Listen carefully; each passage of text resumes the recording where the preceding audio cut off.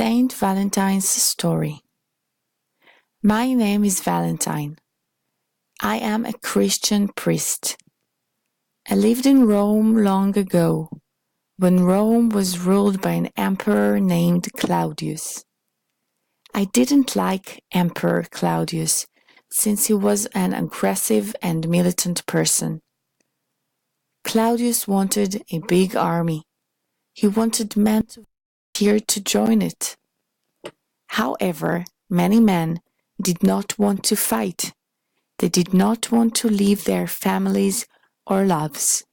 So, Claudius decided that people were not allowed to get married or engaged. He even made it a law. Young people, however, thought his new law was cruel and unfair. I didn't approve the law either, so I decided to help young people to get married, in secret. It was really exciting. We whispered the words of the ceremony and listened carefully for the steps of the emperor's soldiers. One night, we heard footsteps. It was scary. Unfortunately, these were the soldiers and I was caught and put in jail. I knew that I hadn't much time to live.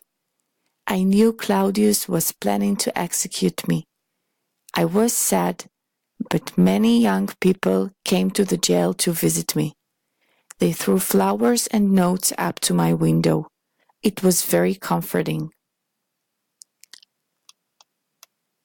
The daughter of the prison guard also came to visit me. She became a true friend. We sat and talked for hours.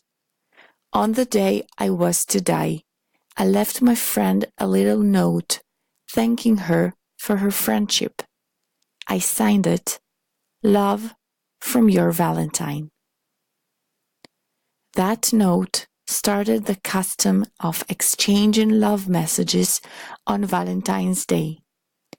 I wrote it on the day I died, February 14th, 269 AD. Now, every year on this day, people remember. They think about love and friendship.